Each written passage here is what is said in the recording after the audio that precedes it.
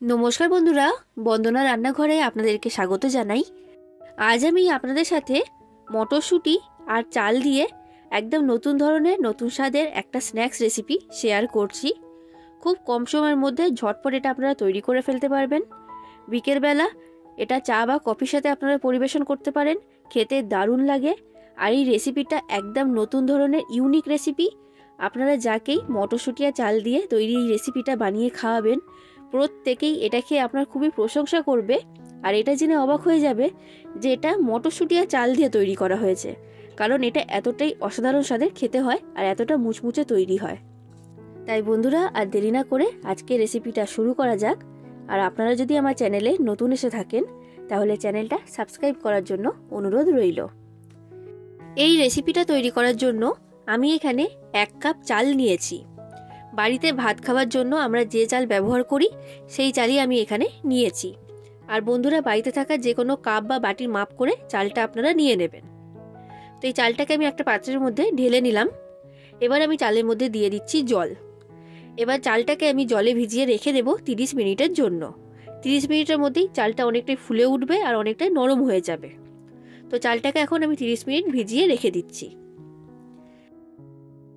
30 minute পর আমি আপনাদেরকে দেখাচ্ছি বন্ধুরা, চালটা এখন অনেকটাই ফুলে উঠেছে আর অনেকটা নরম হয়ে গেছে। এবার এই চালের মধ্যে থেকে আমি জলটা ফেলে দেব আর চালটাকে আমি 2 থেকে 3 বার জল পাল্টিয়ে পরিষ্কার করে ধুয়ে নেব।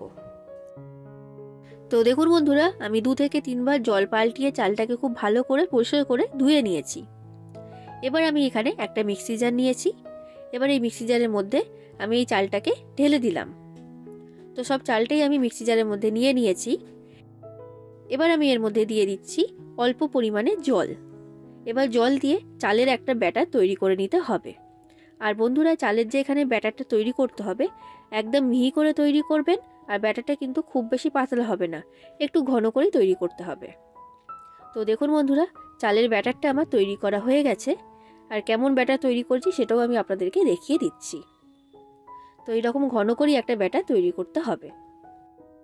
এবার এই চালের ব্যাটারটাকে আমি একটা পাত্রের মধ্যে ঢেলে নিচ্ছি। আর ব্যাটারটা দেখে নিশ্চয়ই বুঝতে পারছেন ব্যাটারটা কেমন তৈরি করেছি। খুব বেশি পাতলাও নয়, আবার খুব বেশি ঘনও নয়। এখন এটাকে আমি সরিয়ে রেখে দিলাম। এরপর আমি এখানে নিয়েছি 1 কাপ মটরশুঁটি। যে কাপের মাপ করে আমি এখানে 1 কাপ চাল নিয়েছি সেই কাপের মাপ করে আমি এখানে 1 কাপ মটরশুঁটি নিয়েছি। এবার যে মিক্সি জারের মধ্যে আমি চালের ব্যাটারটা তৈরি করেছিলাম সেই মিক্সি জারটা আমি নিয়ে নিয়েছি। আর এর মধ্যে আমি দিয়ে দিলাম মটরশুঁটি। এবার মটরশুঁটিটাকে পেস্ট বানিয়ে নিতে হবে। আর এখানে পুরো মিহি করে পেস্ট তৈরি করলে হবে না, আধ ভাঙা করে পেস্টটা তৈরি করতে হবে। তো দেখুন বন্ধুরা, মটরশুঁটির পেস্টটা আমি বানিয়ে নিয়েছি। আর এইরকম আধ ভাঙা করে আমি বানিয়েছি, পুরোপুরি মিহি করে পেস্ট আমি তৈরি করিনি। এবার এই যে মটরশুঁটির আমি পেস্টটা বানিয়েছি এটা আমি এই চালের যে ব্যাটারটা তৈরি করেছিলাম তার মধ্যে দিয়ে দিচ্ছি। তো সব মটরশুঁটির পেস্টটা আমি এর মধ্যে দিয়ে দিলাম। তো সব মটরশুঁটির পেস্ট আমি এর মধ্যে নিয়ে নিয়েছি। এবার আমি এর মধ্যে দিয়ে দিচ্ছি কাঁচা লঙ্কা কুচি। আমি এখানে 4টে কাঁচা লঙ্কা দিয়েছি। আপনারা যতটা ঝাল খেতে পছন্দ করেন সেই অনুযায়ী এখানে দিয়ে দেবেন। এরপর আমি এর মধ্যে দিলাম ছোট চামচের হাফ চামচ গ্রেট করা আদা। এরপর দিয়ে দিচ্ছি ছোট চামচের হাফ চামচ গোটা জিরে। আর এরপর দিয়ে দিচ্ছি সামান্য পরিমাণ হিং। হিং দেওয়াটা অপশনাল, যদি আপনাদের কাছে থাকে তাহলে দেবেন, আর যদি না থাকে তাহলে এটা স্কিপ করে যাবেন। আর এরপর দিয়ে দিলাম 1 চামচের মতো চাট মশলা। চাট মশলা দিলে এটা খেতে খুবই চটপটা তৈরি হয়, তাই আমি এখানে ব্যবহার করেছি। আর এরপর দিয়ে দিলাম লবণ স্বাদ অনুযায়ী। আর এরপর দিয়ে দিলাম ধনেপাতা কুচি। আমি ধনেপাতাটা এখানে একটু বেশি পরিমাণেই দিয়েছি।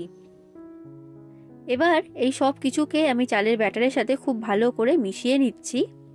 আর 3 থেকে 4 মিনিটের মতো খুব ভালো করে এটাকে ফেটিয়ে নিতে হবে। বন্ধুরা, এটা যত ভালো করে ফেটানো হবে স্ন্যাক্সটা কিন্তু ততটাই ভালো তৈরি হবে। বন্ধুরা, আপনাদের কাছে রিকোয়েস্ট রইল আপনারা বাড়িতে অবশ্যই একবার রেসিপিটা ট্রাই করবেন। দুর্দান্ত স্বাদে খেতে হয় আর খুবই মুচমুচে তৈরি হয়। একবার বানিয়ে খাবার পর তো আপনারা বারবার এটা বানিয়ে খেতে চাইবেন। তো দেখুন বন্ধুরা, 3 থেকে 4 মিনিট খুব ভালো করে এটাকে আমি ফেটিয়ে নিয়েছি। এখন এটা আমার তৈরি। এরপর দেখুন বন্ধুরা, গ্যাসের মধ্যে কড়াইতে আমি সাদা তেল গরম হতে বসিয়ে দিয়েছিলাম। তেলটাকে আমি খুব ভালো করে গরম করে নিয়েছি। এবার গ্যাসের ফ্লেমটা কমিয়ে আমি মিডিয়াম ফ্লেমে করে দিলাম। এবার যে ব্যাটারটা আমি তৈরি করেছি সেই ব্যাটারটা কিছুটা পরিমাণ হাতের মধ্যে নিয়ে নিচ্ছি, আর এইরকম ছোটো ছোটো করে আমি গরম তেলের মধ্যে ছেড়ে দিচ্ছি। আর এগুলো তেলে দেওয়ার সাথে সাথেই দেখবেন এগুলো উপরে ভেসে উঠতে শুরু করে দেবে। এবার গ্যাসের ফ্লেমটা আমি মিডিয়াম ফ্লেমে রেখে এগুলোকে আমি উল্টে পাল্টে খুব ভালো করে ভেজে নেব যতক্ষণ না এগুলো মুচমুচে তৈরি হচ্ছে। এই সময় বলে রাখছি বন্ধুরা, আপনাদের যদি রেসিপিটা ভালো লাগে তাহলে অবশ্যই লাইক করে দেবেন, যতটা সম্ভব ততটা শেয়ার করে দেবেন, আর কমেন্ট করে অবশ্যই জানাবেন রেসিপিটা আপনাদের কেমন লেগেছে। আর চ্যানেলে যদি নতুন এসে থাকেন তাহলে চ্যানেলটা সাবস্ক্রাইব করার জন্য অনুরোধ রইল। তো দেখুন বন্ধুরা, এগুলো এখন আমার ভাজা হয়ে গেছে, আর এগুলো খুবই মুচমুচে তৈরি হয়েছে আর অনেকটাই ফুলে উঠেছে। তো এগুলো এখন আমার ভাজা কমপ্লিট। এবার তেলের মধ্যে থেকে এগুলোকে আমি তুলে নিচ্ছি, আর ঠিক একই রকমভাবে আমি বাদ বাকি সবগুলোকে তৈরি করে নেব। তো দেখুন বন্ধুরা, আমি এখানে সব স্ন্যাক্সগুলোকে তৈরি করে নিয়েছি, আর এগুলো কতটা মুচমুচে তৈরি হয়েছে আওয়াজ শুনে নিশ্চয়ই বুঝতে পারছেন। এবার আমি আপনাদেরকে একটা ভেঙে দেখাচ্ছি যেটা ভেতর থেকে কেমন হয়েছে। তো ভেতর থেকেও এটা খুব সুন্দর তৈরি হয়েছে। তাহলে বন্ধুরা, এইভাবে মটরশুঁটি আর চাল দিয়ে রেসিপিটা তৈরি করুন। আশা করছি এই স্ন্যাক্স রেসিপিটা আপনাদের খুবই ভালো লেগেছে। আজ আসি বন্ধুরা, আবার দেখা হবে অন্য কোনো দিন অন্য কোনো রেসিপির সাথে। ধন্যবাদ।